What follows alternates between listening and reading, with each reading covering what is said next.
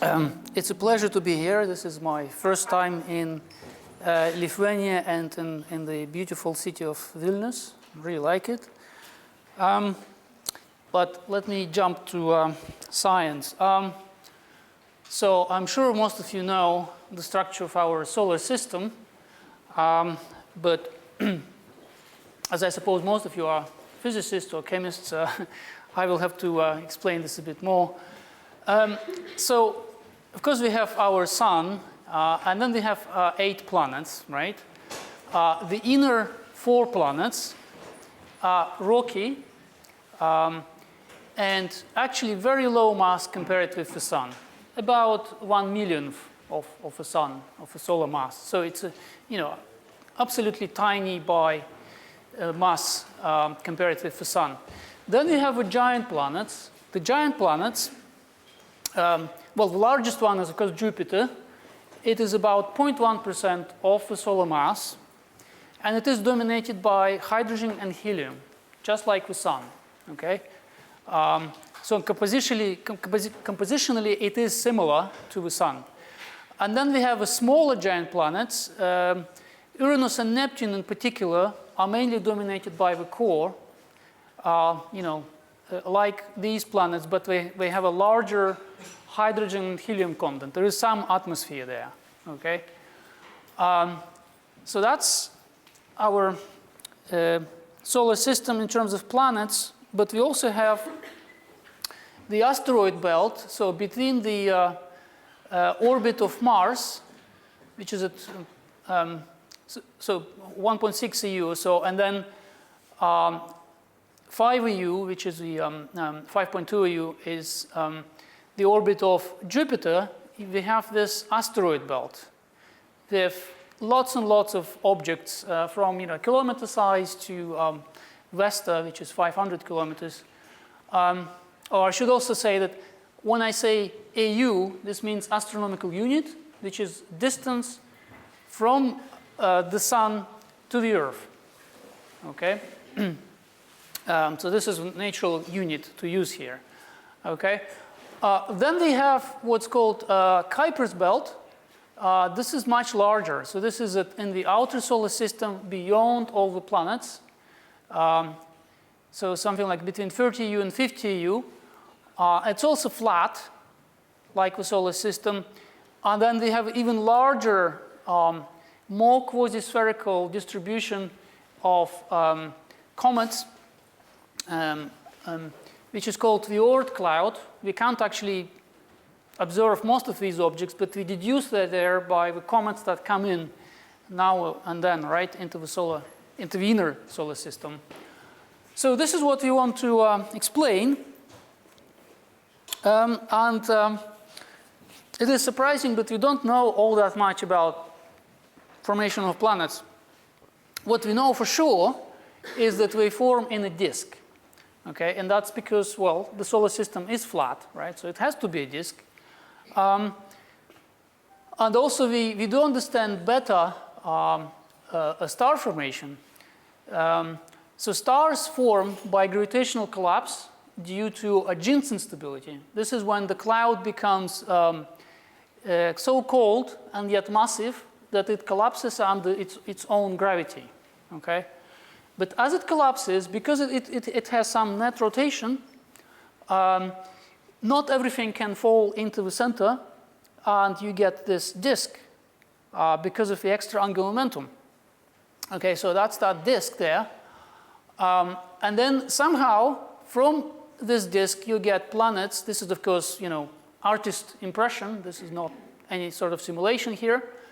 Then eventually, the gas is removed by either accreting onto the star or photoevaporated because of UV and X-ray radiation from these young stars. The disk is removed. And that happens in about 3 million years. We know this observationally.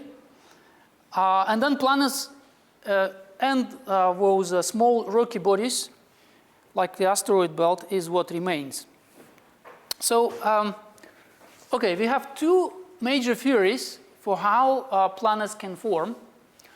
And the oldest one is due to Kuiper, the same Kuiper that's discovered the Kuiper belt, and it actually relies on similarity to galaxy formation. So this is a spiral galaxy, and what you see, these are stars. This is not gas mainly, and these are actually large star clusters. But the way they form is that the gas disk cools, and then separate regions of that disk become self-gravitating, just like those big clouds I was talking about, and then collapse, okay, due to self-gravity. And you have lots of these separate regions then. And so he suggested that you could form planets in a similar way by gravitational collapse like that. Okay? And, well, while this is a very natural model, unfortunately, people decided that it doesn't work as early as 1970s or so, even though this simulation is only from about 10 years ago. What we understand very well now is that for this model to operate, you need the disk to cool down rapidly. And that only happens in the outer disk. In the inner disk, the opacity is so high that the disk cannot cool rapidly enough. And so this is what you see here, that only the outer disk fragments onto these clumps, but the inner disk doesn't. There are spirals, but we don't make any clumps, okay? And so this is something like 50 AU at least, where this mode of planet formation is possible. And of course, all the solar system, right, the main part of the solar system is actually smaller than this. So people concluded that, well, that can't work, okay? So then there's really only one other possibility, and that is that the planets form bottom up. Rather than top down, we form bottom up. So in this model, we are now talking about a much smaller scale disk. So this is a few AU disk. And initially, it is a mix of gas and grains. Interstellar gas always has grains. Usually it's 1% or so of mass is in those grains. And like dust in a room, right? If you leave it there for long enough, it will settle to the ground. So the same happens here, but it settles to the midplane of the disk, like that. And then by a process which we still don't quite understand, there are some ideas, but still not completely clear, this dust somehow gets into kilometer or larger sized bodies, which people called planetesimals. And then, in this scenario, the planetesimals eventually accrete onto, well, first they collide together and build bigger and bigger planetesimals, and then eventually you get a planetary core, and then that planetary core accretes planetesimals, and that's how you could make an Earth-like planet, okay?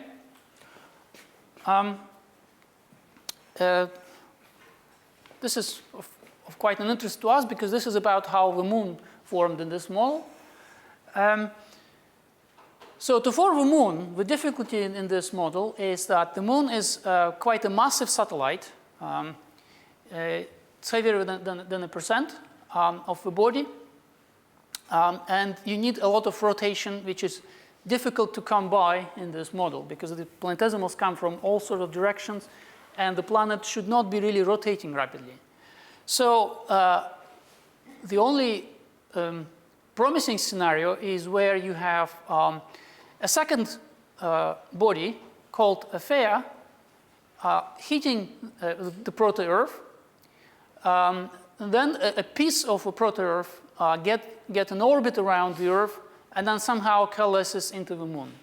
Okay, so that is the our standard scenario for the moon formation. Right, so now how do you form a giant planet? Well, so the core we're talking about is continuing to accrete planetesimals, becoming more and more massive, but it sits in a gas disk, right? The gas initially does not accrete because,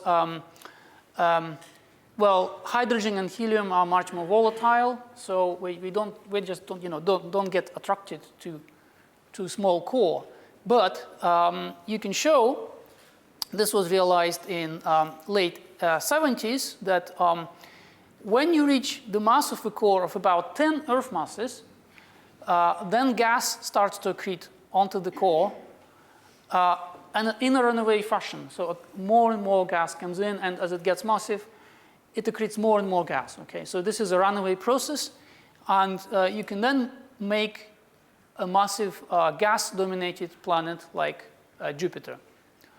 So this is the most widely accepted model currently. It can explain many observational facts. Right.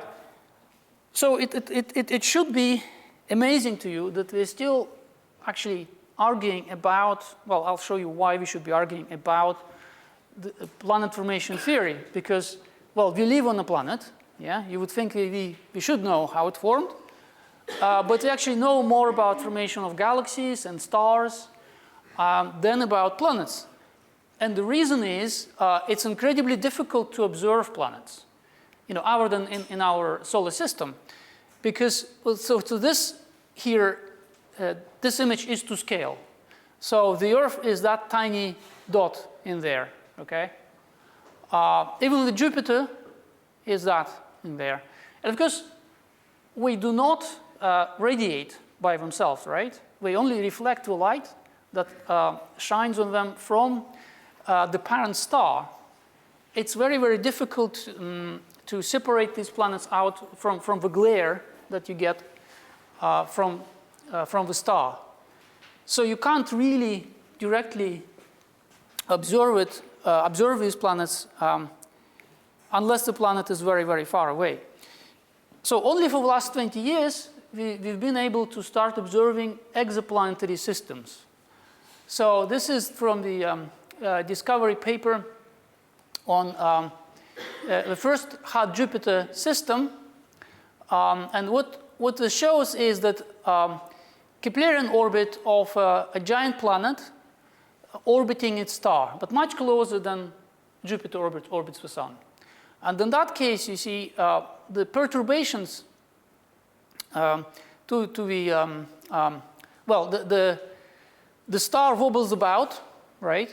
And then you see blue shifted and then red shifted light coming to you. And this is what's shown here. And by fitting this, in this case, it's very close to a sine wave, you can measure the mass of a planet just using Kepler's law. Okay, you know the period, yeah, and you know velocity by how much this changes, so you can use this method. Of course, this method is best for close-in planets. So this is the second method which was used most famously by this Kepler mission by NASA. And what this satellite did, it stared in a field with lots and lots of stars in that field for several years. And then what's possible in that case is that you see then flickering of some of the stars. Well, not flickering, well, partial eclipses. And if you observe several of such eclipses, and they're very similar, then you realize that this is something periodic, obscuring the star in front, right? So here is an example, light curves like that, and you need very, very sensitive telescope for this to work, because you need precision 1 part in a 10 to 5 or so to detect these, especially smaller planets, because you're blocking a tiny part of a star because the planets are so small. Also, you have gravitational lensing. So here's an example of some star in our galaxy. And another star passed in front of that galaxy on our line of sight. And you had the gravitational focusing event, right? Which, you see, this is on time scales of years there. There's a very sharp increase in the flux due to this gravitational lensing. And this is a factor of 3 increase in flux due to the star. This is on time scales of months here, right? But then you also notice this little blip in there. And this is a zoom in on that blip on much shorter time scale. And that is a planet, okay? So you see both the star doing this microlensing and also the planet. And you can measure the mass of the planet from this. Finally, there's also possible, you can also do direct imaging if the planet is massive and young enough when it is still bright and far enough from the star. So here is the statistics of these exoplanets. So this is planetary mass in Jupiter masses. So one Jupiter mass is there. And that's separation from the central star, from the host star. So 1AU is here. The Earth would be down there. So this region is still very, very difficult to observe because the Earth is too small for any method, basically. These planets up there are massive, 10 Jupiter masses or so, giants. And they are very far out, tens of AU, as you can see. Red color shows you the transit method. This is when you have partial eclipses of a star. Blue is this Doppler method. Green is microlensing. So microlensing works around there. Okay. So we have now thousands of systems. This is almost 2 years old. Now there's even more planets up there. So some of the surprises are that these systems can be very, very small. So this Kepler-11 system has 6 planets. They're all small planets, well, comparative to Jupiter. They are big comparative to Earth, but small comparative to Jupiter. And if you compare it to the solar system, the orbit of Mercury is just slightly smaller than the outermost orbit of this system. But there are 6 planets in there, okay? And an immediate challenge to a planet formation theory is that how do you form it there? Because the temperature so close to a star is in this region, so closer than about 0.1 astronomical units to the star. While the disk is still there, it is quite hot. And it is hotter than about 1500 Kelvin. So even refractory grains, rocky grains, can't sediment and get locked into big bodies. So you couldn't make these objects there in situ. So when the theorists saw this, they immediately said, we told you so, because for about 15 years or so, by that time we were, that doesn't come out too well, but this shows a simulation. There's lots of turbulence in the disk. This is a fragment of an accretion disk, of a protoplanetary disk, and that's a planet. And you see those spirals appearing and disappearing. And this interaction then drives the planet in. On time scales longer than the simulation. You don't see it here, but the planet, as we say, migrate in. And that then allows us to understand how these systems could have formed. So the idea is that we actually formed somewhere here and then migrated in. So that's allowed by physics. Then these planets are also interesting, those, at large separations. There's probably many more planets there which we can't detect with this direct imaging method because they have to be very bright. So these planets can only be formed by the gravitational instability, which was rejected earlier. Okay? So it seems that the current understanding of planet formation requires two theories, not just one. Oh yeah, one thing I should have mentioned is that this process of accumulating of planetesimals into big bodies takes way too long in this sort of distances. If you look at the outer solar system and at tens of AU, it should take as much as 100 million years to make these massive planets there. But clearly, they were made much more rapidly because they have gas, right? And the disks go away quickly. And our surprise, so theorists did not really predict this, okay? So theorists did not really think that it's easy to make planets around binary systems. But, okay, we did think about that in Star Wars, of course. You have two suns there, and this planet called Tatooine in the movie. We did discover something very, very similar.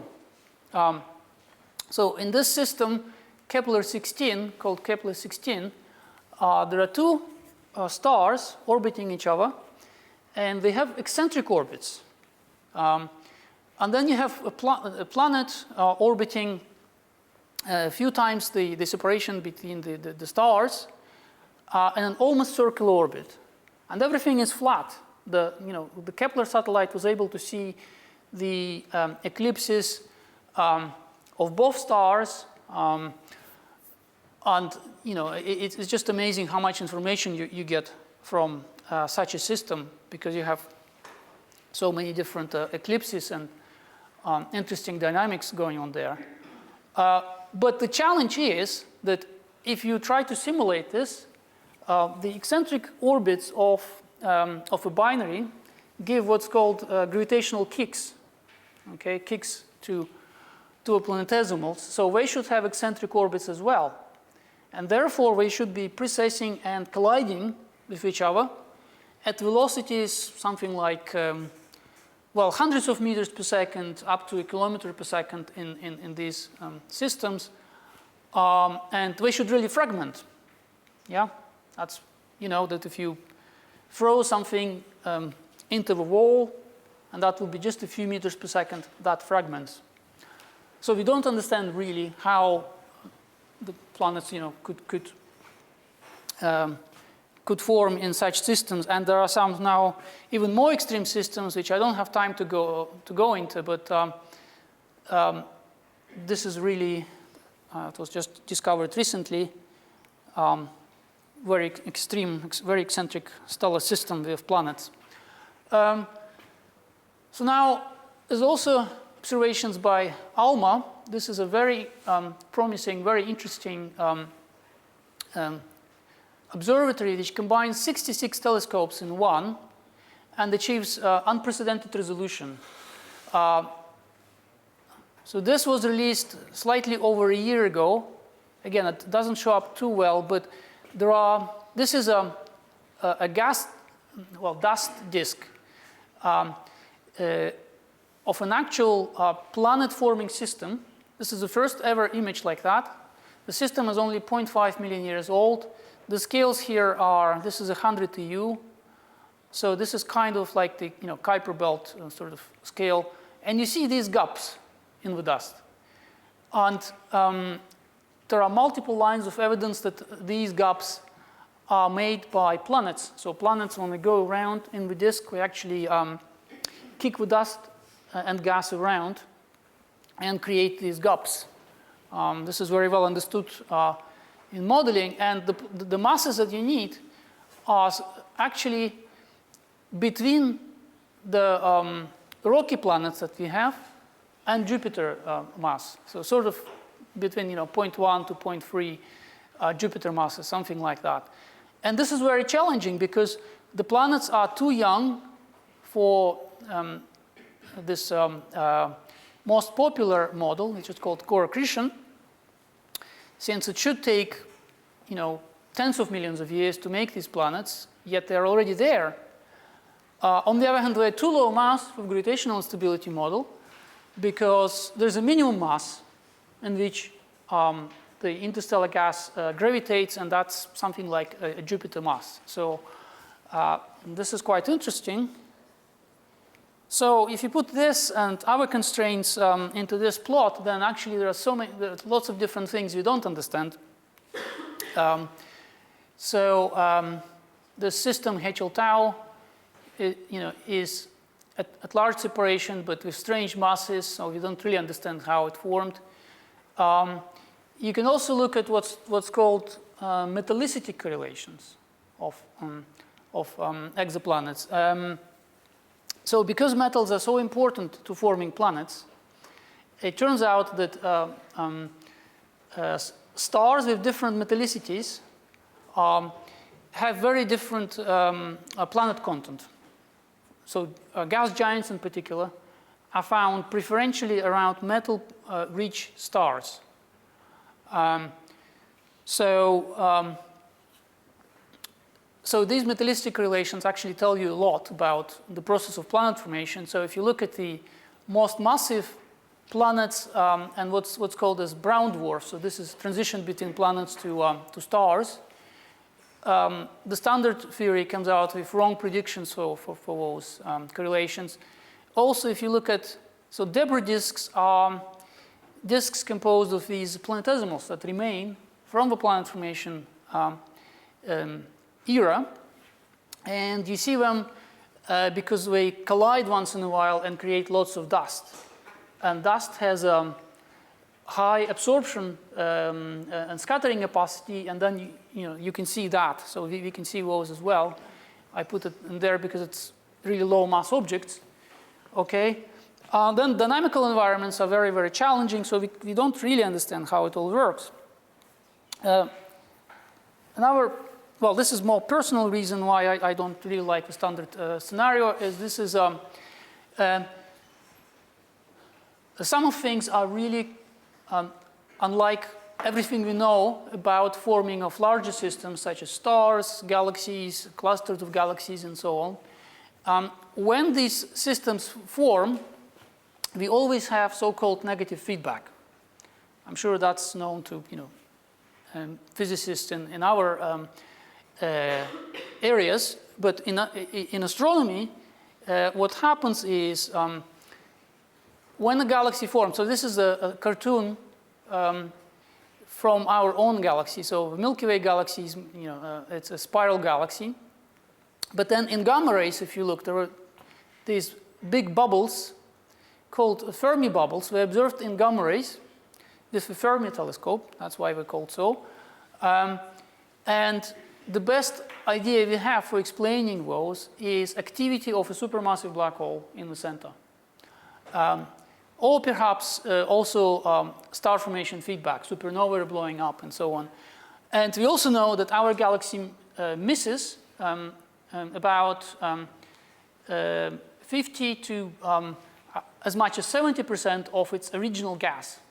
It's been expelled, okay? It should be there, but it's just not. And the reason for that is this feedback. So we know that when you form a core, it usually is pretty bad for your parent system, and yet in the classical scenario for planet formation, you need the core to form the planet. So it is completely inverse.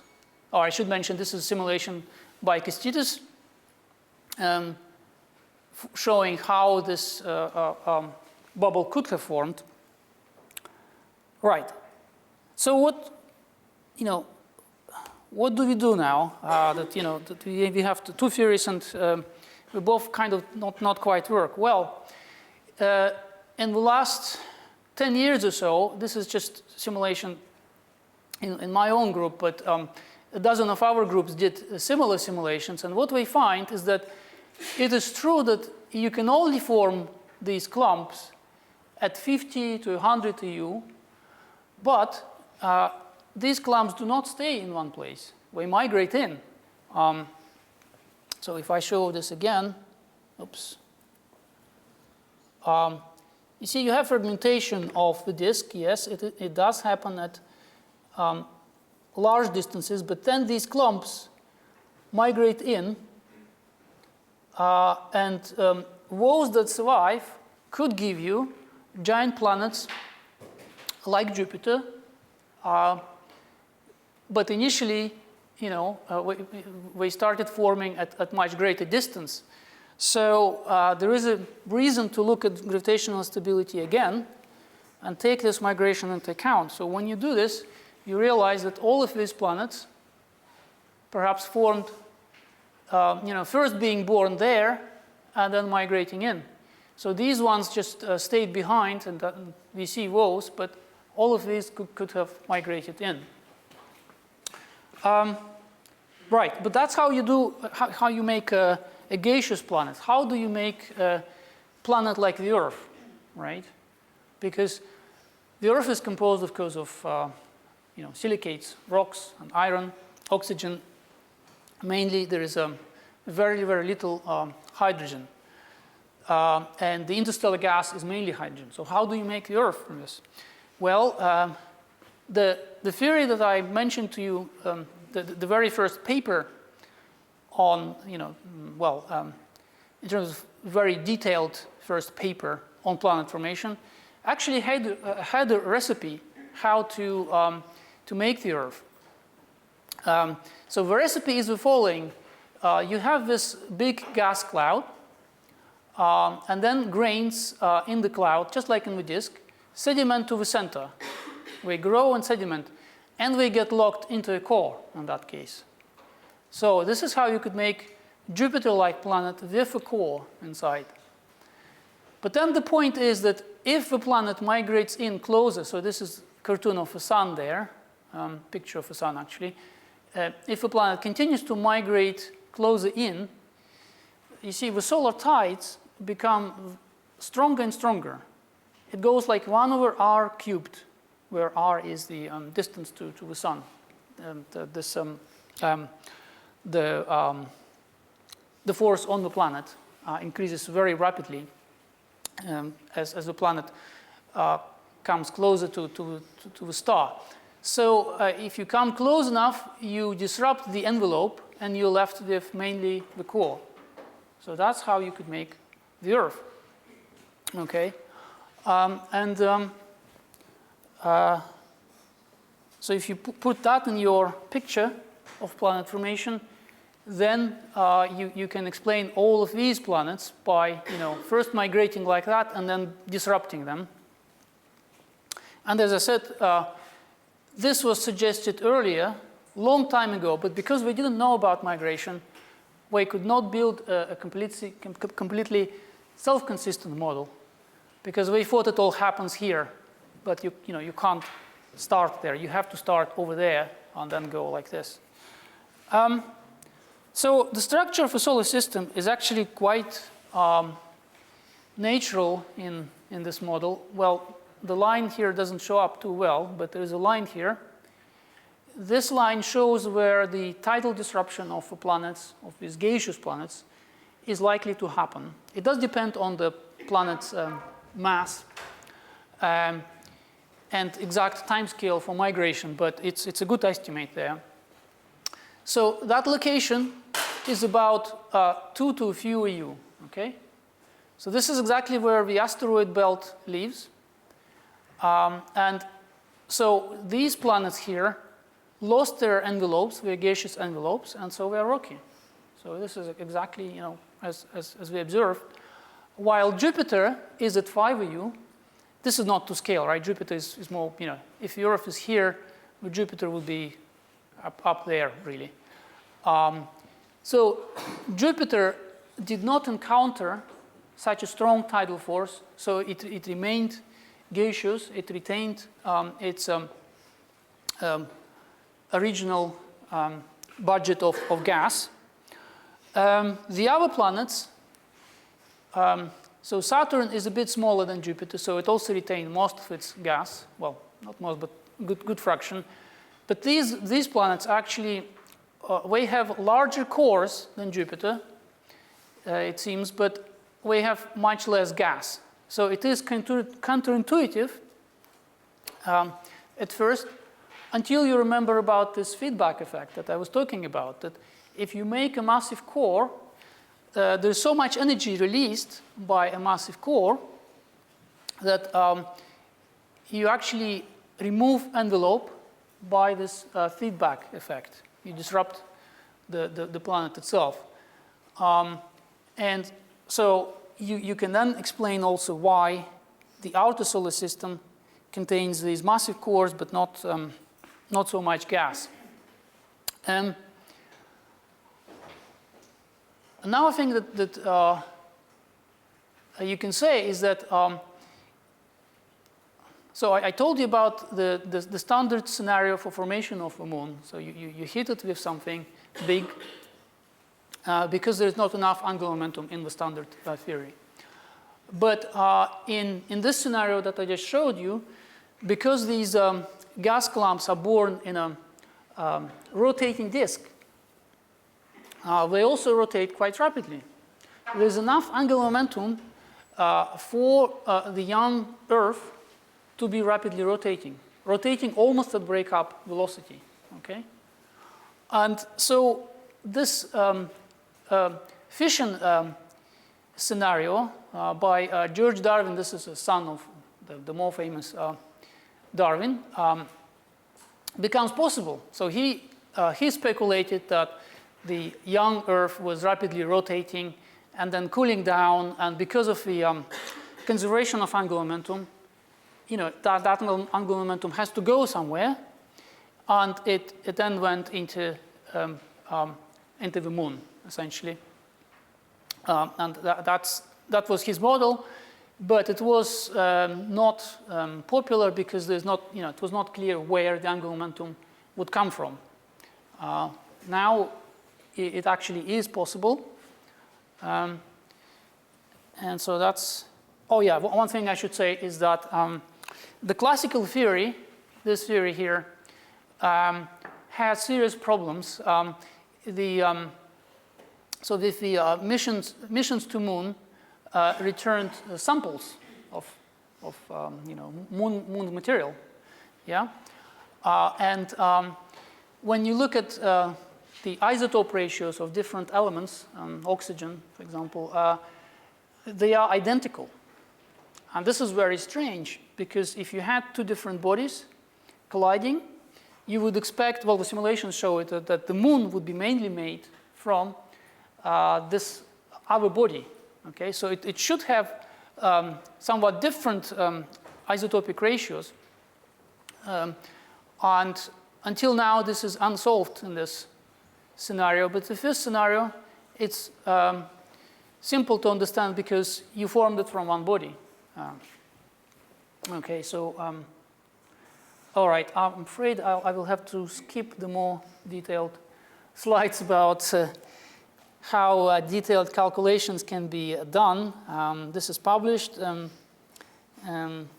can find the references, but we can now do what's known as population synthesis calculation. So you can, so these are the observations I was showing to you before. And these are our population synthesis model. So what we start with is a model for a protoplanetary disk with this young gas protoplanet born at 100 TU.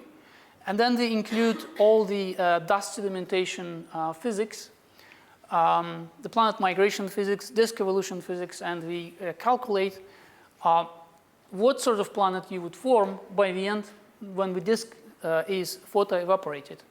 And these planets, and these are thousands of models, were shown to compare statistically.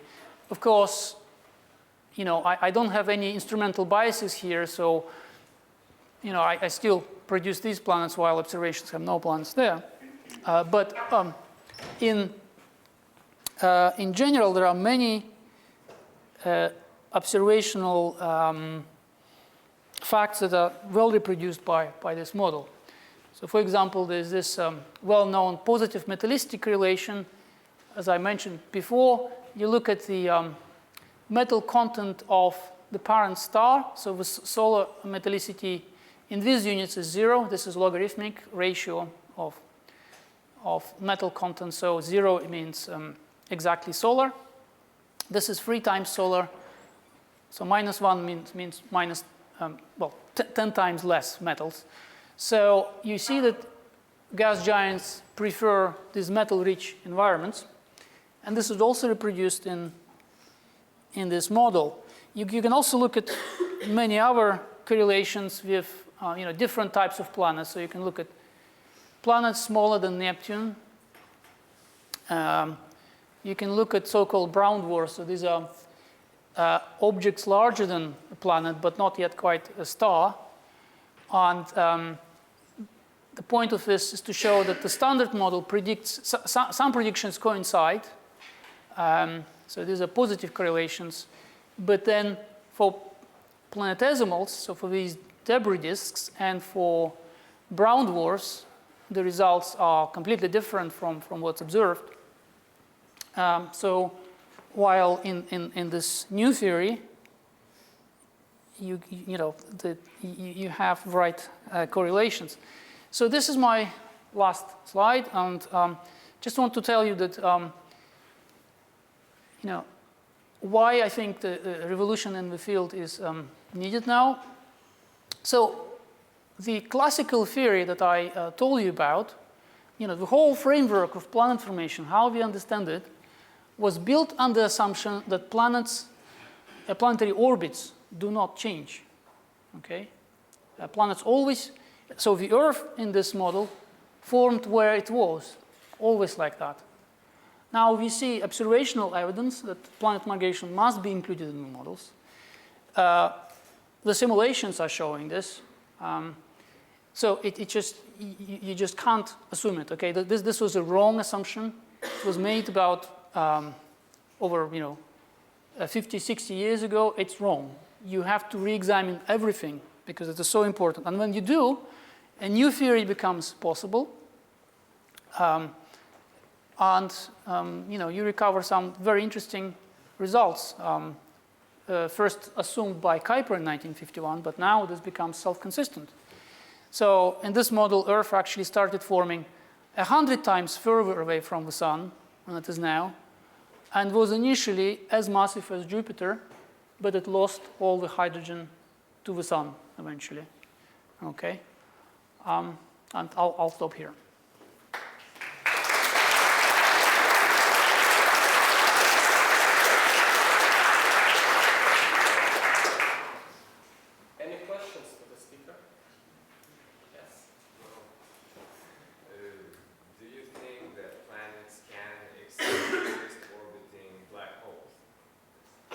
Good question. Probably so not. What methods do we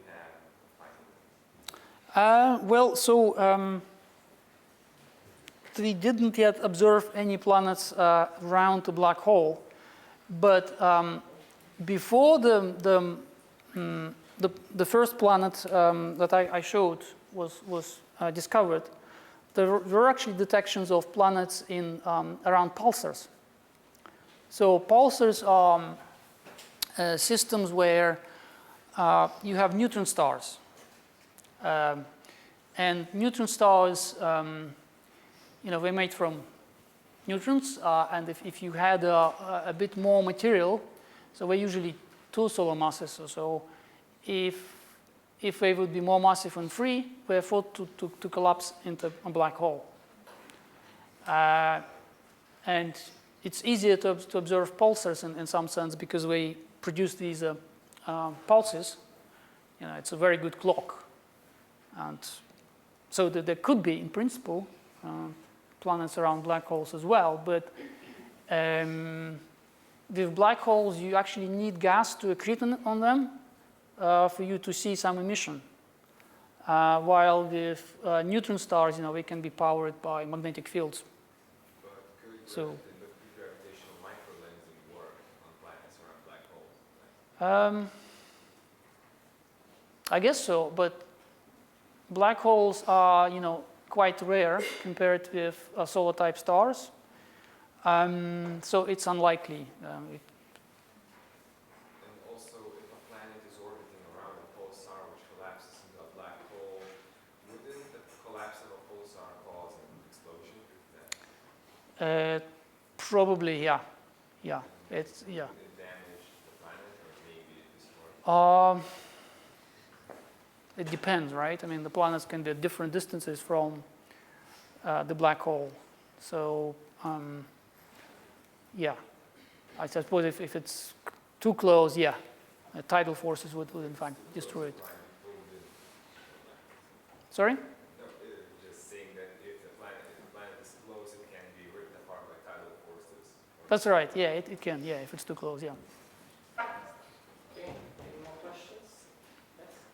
Does that theory mean that all those hundreds of Jupiter exoplanets, they are young objects and will become one day Earth-like rocky planets? That's a good question. No, it doesn't mean that they're young. All I'm saying is that the current theory suggests that we formed a sort of 5U like Jupiter, and then migrated in. What this theory suggests is that we started forming even earlier, even more farther out, like at 100U. So we migrated not a factor of 50 in radius, but more like 500. But the implications is that because we initially much more extended in this model, they are easier to disrupt by tides. So then you leave behind these rocky planets, which doesn't happen in the other theory. So. Anyone else? Yes? So you have mentioned that the supermassive black hole feedback has a negative effect on bare clusters or anything. But as far as I have read, there's also a positive that can raise the pressure and create suns, stars, and so on. So my question, can it help to pressurize dust to create planets or something like that? Yeah, so you're talking about a so-called induced star formation that might happen if you have some cloud which is currently stable and sitting some distance away from a black hole, and then the blast wave goes through. It can compress the cloud and then actually make it unstable. So this is so-called induced star formation. In this scenario, that doesn't really happen because the effect is mainly on the envelope of the young planet itself. You need to remember that for stars and black holes, there is a huge energy source to produce these blast waves. Yeah. So for stars, it's nuclear fusion.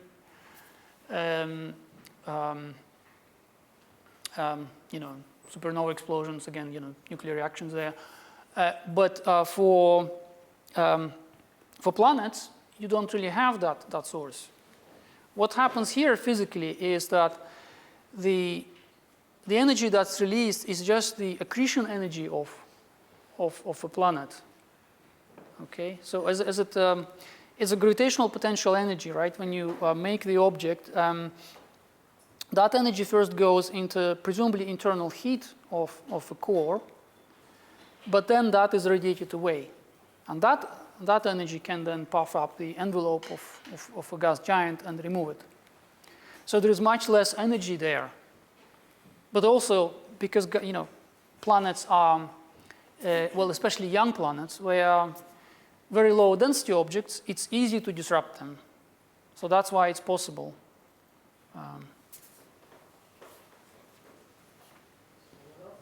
Yes.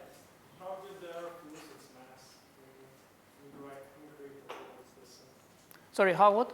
How did it lose its mass, part of its mass? Because you say it was similar to Jupiter or larger. Right. Yeah. So the physics of this is very well understood in our environments. That, for example, tidal disruption of a star by a black hole. So what happens is if you have a massive object like a black hole or a star, as another smaller object gets closer to it, there's differential gravitational force on it. Yeah. Basically, one side of the object is being pulled with stronger force than the other side. Yeah. And you can, and that differential force needs to be balanced by something. So for a planet or a star, that would be self-gravity of the object. Okay? But you can then show very easily that there is a distance such that if you come any closer to that central body, you will disrupt your object by these tidal forces. And in the case of a gas, it then simply accretes onto the star and becomes part of a star.